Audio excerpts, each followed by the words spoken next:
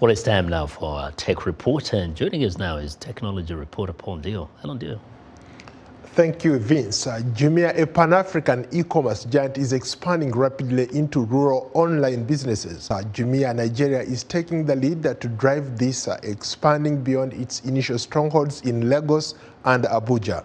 For more perspective, I spoke to Massimiliano Spalazzi, CEO of Jumia Nigeria in Lagos.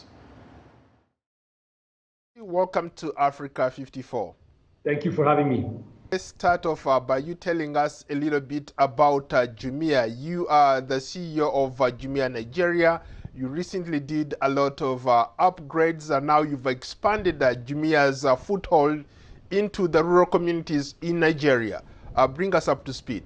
Jumia Nigeria has been the first country we actually launched in the group. It's the oldest, with the biggest, and with obviously with the biggest potential, as we know, across all the countries.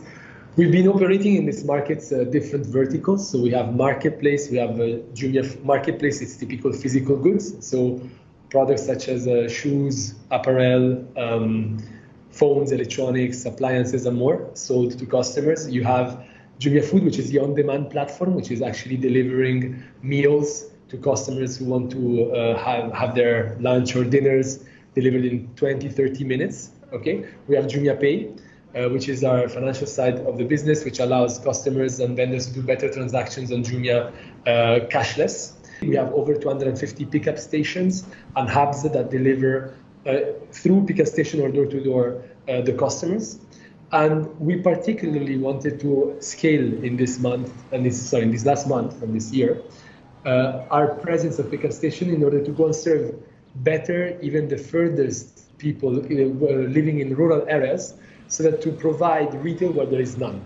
Okay, so the whole idea is that there is a need, of course, across the country, and that need needs to be satisfied, and Jumia can bridge the gap of logistics, offer, and variety on many categories such as electronics, phones, fashion, and more, and allow customers to purchase at convenience by going and walking near the nearest pickup station and get the products they want. I'm just curious, what's the reaction been like since you expanded these services to the rural communities? What we're doing in Jumia, we look at it in different ways. On one side, we need to serve well every city that has more than 500,000 population or 1 million population in order to deliver convenience there.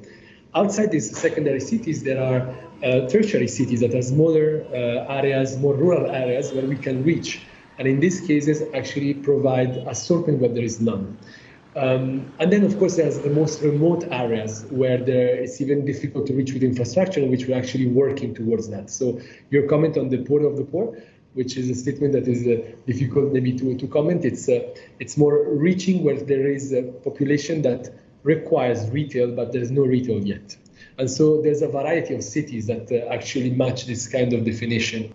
So far, the response has been good. When you serve a need at an effective way, at a convenient way, so the pricing needs to be convenient and competitive, obviously the response is good. You've a little led the way when it comes to e-commerce. What makes Jumia very attractive to people who use the platform? It's a safe and trusted destination where you can do your purchases.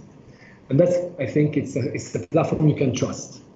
And beyond the trust, you can trust it because of the service we're offering, but you can trust also because of the pricing and the convenience we're offering. So we always are extremely obsessed by getting the price right, by getting the logistic shipping fees that customers pay right, and where possible support those, and then ensuring that the customer gets what he likes. And if he doesn't, he's free to return it in the most simplest way.